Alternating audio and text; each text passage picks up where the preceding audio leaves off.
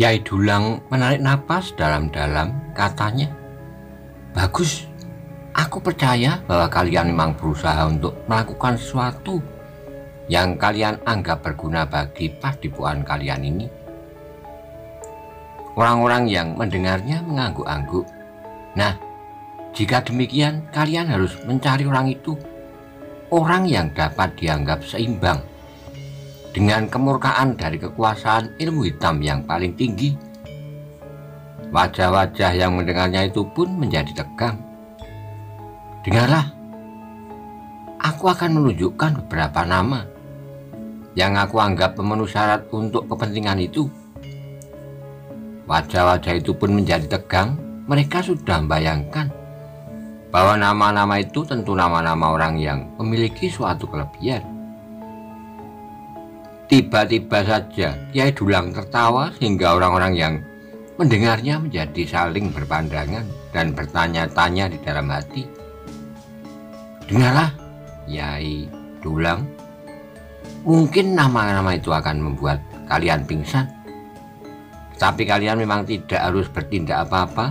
Kalian hanya berkewajiban untuk mengetahui di manakah mereka berada dan keadaan mereka sehari-hari." Orang-orang yang mendengarnya menjadi semakin heran, dan Kiai Dulang melanjutkannya, "Nah, apakah kalian dapat mengerti? Jika kalian telah mendapatkan orang yang harus kalian cari, maka kalian tinggal melaporkannya kepadaku. Itulah tugas kalian, hanya melaporkan kepadaku." Orang-orang yang mendengarnya mulai dapat membayangkan tugas yang dihadapinya, tapi mereka belum mengetahui nama yang harus mereka cari. "Dengarlah baik-baik," berkata Kiai Dulang kemudian. "Kalian harus dapat menunjukkan kepadaku tempat, keadaan, dan kemungkinan dari salah seorang yang akan aku sebut namanya. Jika kita gagal mendapatkan salah seorang dari mereka untuk korban penebusan atas kesalahan-kesalahan kita, maka kematian demi kematian akan berlangsung terus." Orang-orang yang mendengarnya menjadi semakin berdebar-debar. "Dengarlah, nama yang pertama dan kedua adalah nama yang tidak mungkin dapat kita pergunakan, justru karena kebesarannya, yaitu Ronggowuni dan Maisa Cempaka. Ternyata kedua nama itu bagaikan mengguncang jantung setiap orang yang mendengarnya, karena mereka sadar bahwa kedua nama itu adalah nama orang-orang yang mempunyai kekuasaan tertinggi di atas tanah Singosari. Jangan bingung, aku sadari bahwa kedua nama itu tidak akan mungkin dapat kita sentuh, karena mereka mempunyai kekuasaan dan kekuatan yang tiada terjangkau oleh kemampuan kita," berkata Kiai Dulang selanjutnya. "Karena itu dengarlah nama-nama berikutnya." Rasa-rasanya setiap hati menjadi semakin tegang. Nama yang kemudian ini pun hampir tidak mungkin kita sebut-sebut. Tetapi baiklah, kau dengar sebagai tataran yang berikutnya. Karena apabila pada suatu saat, entah karena sesuatu sebab, nama itu dapat kita korbankan, maka sudah tentu ilmu yang kalian miliki akan meningkat dengan suatu loncatan yang jauh. Kalian akan menjadi orang yang tidak ada duanya, karena kemampuan kalian akan setingkat dengan kemampuan para korban itu, ditambah dengan kemampuan yang telah kalian miliki sebelumnya. Orang-orang yang mendengarnya menjadi heran. Ada ketidakwajaran pada keterangan itu, tapi ketika mereka menyadari bahwa ketidakpercayaan akan dapat mengantar mereka kepada kematian yang aneh, maka setiap orang pun dengan serta-merta segera mempercayainya. Nama-nama itu adalah, berkata Kiai Dulang selanjutnya, Maisa Agni, Mahindra, dan Witantra. Sekali lagi dada setiap orang itu terguncang. Mereka pernah mendengar nama-nama itu dan mereka pun mengetahui bahwa orang-orang itu adalah orang-orang besar. yang tidak mudah disentuh karena kemampuan mereka yang hampir tidak ada imbangannya. Tapi Kiai Dulang berkata selanjutnya, namun demikian, tugas kalian tetap seperti yang aku katakan. Jika kalian mengetahui sesuatu tentang mereka, kalian wajib beritahukannya kepadaku, meskipun ketiga nama itu adalah nama-nama yang seakan-akan tidak dapat disentuh dengan ilmu yang manapun juga. Namun Empu Baladatu pun memiliki segalanya untuk mencapai kemungkinan yang hampir tidak terjangkau itu. Orang-orang itu pun mengangguk-angguk.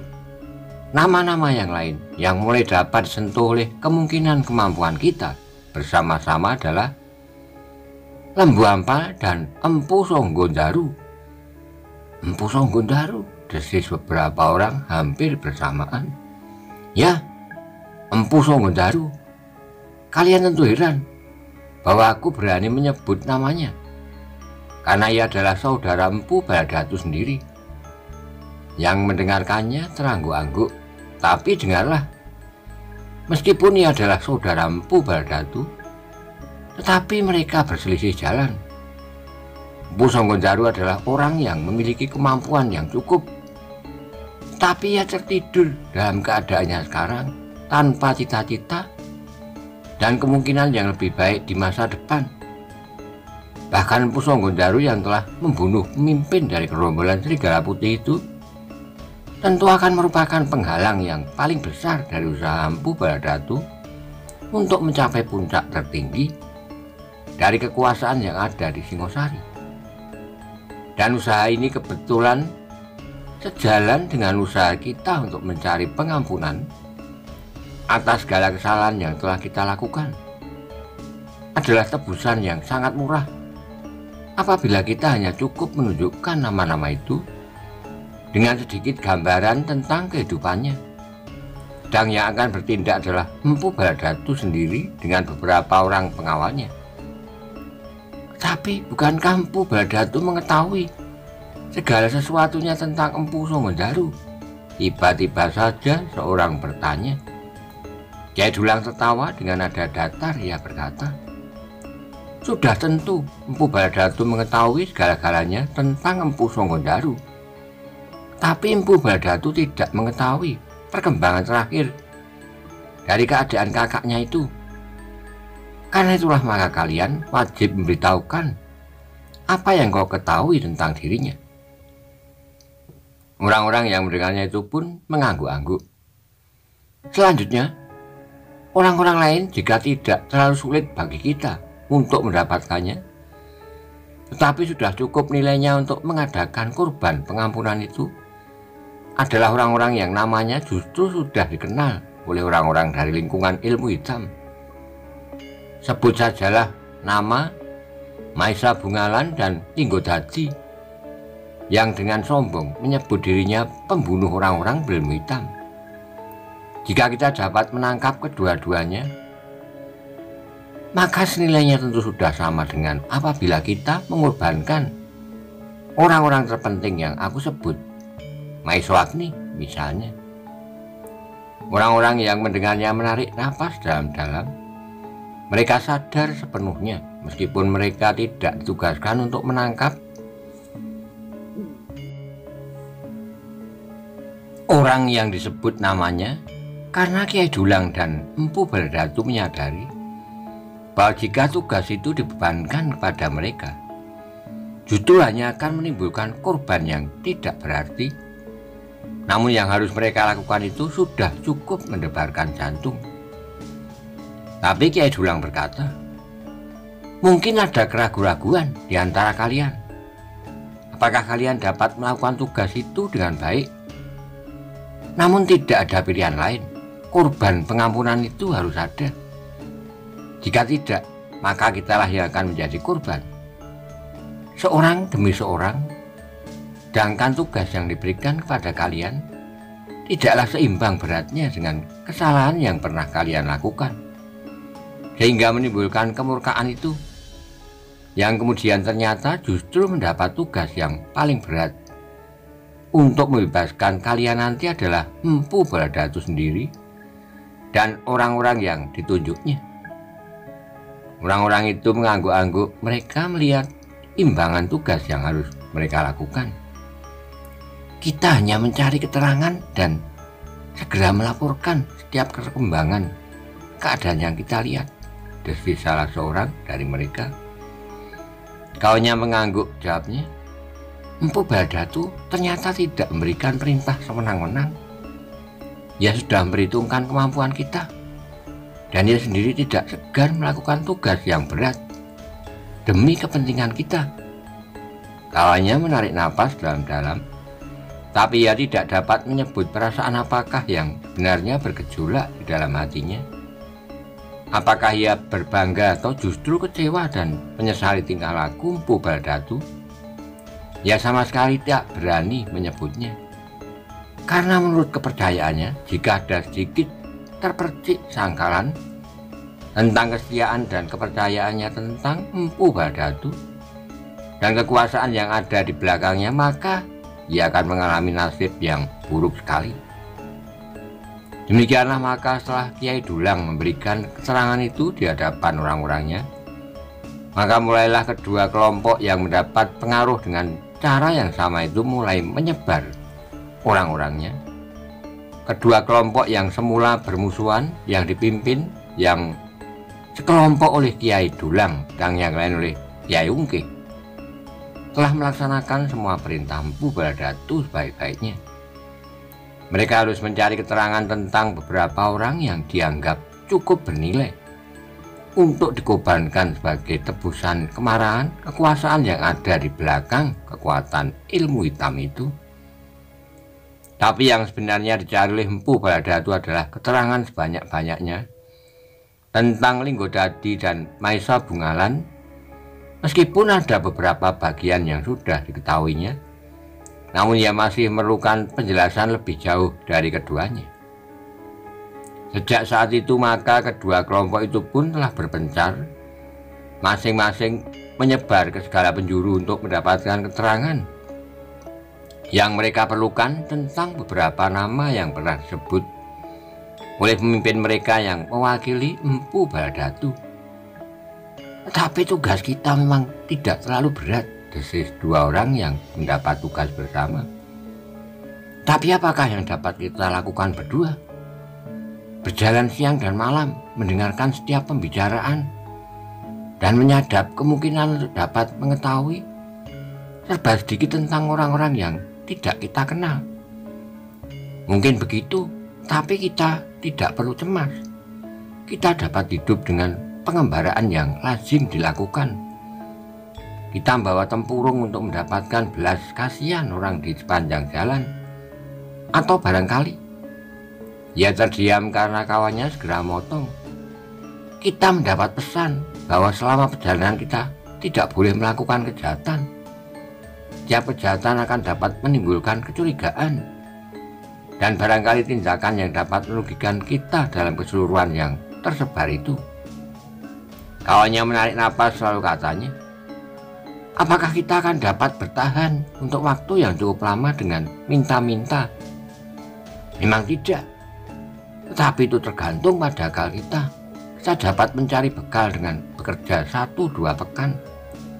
Pada seseorang untuk perjalanan sepekan, 2 pekan pula. Demikian kita akan berhenti setiap kali dan melanjutkan pula perjalanan kita. Oh, desis yang lain, berapa bulan kita akan dapat menyelesaikan tugas ini? Kawannya mengerutkan keringnya, namun ia pun tertawa sambil berkata, apakah kita tergantung pada waktu? Jika kita tidak berhasil menemukan orang-orang yang kita cari, atau setidak-tidaknya memberikan keterangan tentang mereka, maka orang lain akan berhasil. Tiap 3 bulan menurut perintah itu kita harus berkumpul, berhasil atau tidak berhasil. Jika ternyata seseorang telah memenuhi tugasnya dan dapat memberikan banyak keterangan, maka tugas kita akan selesai. Tapi siapakah yang akan diberikan kerja kepada kita? Barang 1-2 pekan. Bahkan yang akan kita temukan di sepanjang perjalanan adalah kecurigaan. Kawannya mengangguk-angguk lalu, baiklah, kita pulang ke rumah. kita masing-masing untuk mengambil bekal apa saja yang ada bagi perjalanan kita. Kita tidak memerlukan banyak bekal, karena kita akan menjadi seorang pengemis di sepanjang jalan. Pengemis yang muda dan bertubuh sehat kekar. Keduanya tertawa, betapapun kecutnya. Namun mereka tidak dapat ingkar akan tugas itu. Meskipun bagi mereka agaknya lebih baik merampok daripada pengemis. Tapi pemimpinnya yang baru, yang mewakili Mpu Bola Datu berpesan bahwa mereka tidak boleh menumbuhkan keadaan yang dapat mempersempit usaha mereka.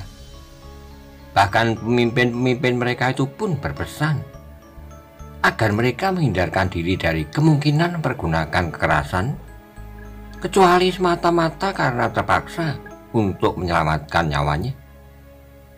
Demikianlah maka orang-orang dari gerombolan Serigala Putih dan Macan Kumbang itu pun segera mencar. Mereka mendapat tanda-tanda dan kata-kata sandi yang diketahui oleh kedua gerombolan itu, sehingga apabila dua orang dari gerombolan yang berbeda bertemu, mereka tidak akan terlibat dalam pertengkaran. Para pemimpin dari gerombolan-gerombolan itu sama sekali tidak memberikan tugas tertentu kepada orang-orangnya yang tersebar. Mereka dapat mencari keterangan tentang siapa saja. Tetapi hampir semua orang di antara mereka bahwa yang paling menarik adalah mencari orang-orang yang bernama Maisa Bungalan dan Linggo Dadi. Karena keduanya disebut sebagai orang-orang yang memusuhi ilmu hitam dan bahkan disebut sebagai pembunuh orang-orang berilmu hitam. Meskipun mereka tidak diberi wewenang untuk langsung melakukan suatu tindakan, karena mereka tidak akan mampu mengatasi kemampuan orang-orang itu, namun satu dua di antara mereka ada yang langsung ingin melihat dan mendengar beberapa keterangan tentang mereka, karena tidak semua orang langsung mengakui bahwa orang-orang yang disebut pembunuh orang-orang berilmu hitam itu benar-benar memiliki kemampuan yang tidak ada taranya. Namun dalam pada itu ternyata bahwa Linggo Dadi pun tidak sekedar berdiam diri. Meskipun ia tidak mengetahui dengan pasti, namun ia sudah menduga bahwa gerombolan orang-orang berilmu hitam itu tentu mencari keterangan tentang dirinya, tentang orang yang disebut pembunuh orang-orang berilmu hitam, seperti juga Maisa Bungalan. Di luar segala kemungkinan tentang diriku, berkata Linggo Dadi kepada kakaknya, Linggopati, Kakang Linggopati harus menyiapkan kekuatan yang cukup. Tidak mustahil bahwa pada suatu saat orang-orang berilmu hitam itu akan datang. Dan apabila mereka merasa kuat, mereka akan melakukan kekerasan terhadap kita. Apakah kita akan dapat mengelakkannya? Sebenarnya tergantung kepada kita sendiri. Linggopati tersenyum, katanya, kita sudah dapat mengetahui kekuatan mereka. Gerombolan Serigala Putih dan gerombolan Macan Kumbang itu bersama-sama tidak akan mampu menggetarkan kekuatan kita di sini. Meskipun kekuatan kita pada dasarnya tetap tersembunyi. Kedua kekuatan itu memang bukan apa-apa, Kakang. Tapi kita harus mempertimbangkan kekuatan orang yang disebut Mpu Bola Datu yang kemudian menguasai kedua gerombolan itu. Linggopati masih tetap tersenyum. Namun dalam pada itu dua orang dari gerombolan orang berilmu hitam sudah berada di lingkungan daerah pengaruh Linggopati. Tapi kedua orang itu bukannya orang dari gerombolan Serigala Putih atau gerombolan Macan Kumbang. Kedua orang itu adalah dua orang yang dikirim langsung oleh Mpu Bola Datu. Agaknya mereka mempunyai kemampuan yang lebih baik dari orang-orang gerombolan Serigala Putih dan Macan Kumbang. Ternyata bahwa Linggo Dadi memiliki kekuasaan yang terpisah dari Maisa Bungalan, desis salah seorang dari keduanya. Yang lain mengangguk-angguk, katanya, tapi nampaknya akan lebih mudah untuk menguasai Maisa Bungalan lebih dahulu sebelum Linggo Dadi, karena nampaknya Linggo Dadi berada dalam satu lingkungan kekuatan yang tidak kita ketahui dengan pasti. Pada suatu saat kita akan mendapatkannya, desis salah seorang dari mereka. Tapi itu bukan tugas yang mudah, jawab yang lain. Meskipun demikian, kita tidak boleh berputus asa. Kita harus melakukan dengan teliti. Dalam keadaan tertentu, kita mendapat wewenang untuk menghubungi Kiai Dulang dan Kiai Ungkih. Mereka mempunyai kekuatan yang meskipun barangkali masih harus diperkuat. Awalnya mengangguk-angguk, namun kemudian katanya, tapi kedua orang itu pun mendapat wewenang dari Empu Baladatu untuk mengetahui sesuatu tentang Maesa Bungalan dan Linggo Cadi yang disebut pembunuh orang berilmu hitam. Pada suatu saat, orang-orang dari gerombolan Serigala Putih dan Macan Kumbang pun akan berkeliaran pula. Bukankah mereka sudah mendapat penjelasan tentang isyarat sandi di antara mereka? Seharusnya Kiai Dulang dan Kiai Ungkih membekali mereka dengan isyarat itu. Jika ada orang-orang dari gerombolan Serigala Putih dan Macan Kumbang belum mengetahui syarat yang sudah ditentukan, maka itu adalah kesalahan Kiai Dulang dan Kiai Ungkih. Duanya mengangguk-angguk. Kita tidak usah menunggu mereka. Kita akan segera berada di sekitar kota raja. Maesa Bungalan adalah anak Mahindra, tapi ia sering berada di kota raja. Dua orang itu pun kemudian memutuskan untuk berada di kota raja dengan cara yang paling samar. Mereka selalu bertanya tentang Maesa Bungalan pada orang-orang yang dijumpainya di warung-warung atau di tempat-tempat yang banyak dikunjungi orang. Demikian samarnya sehingga tidak seorang pun yang mencurigainya.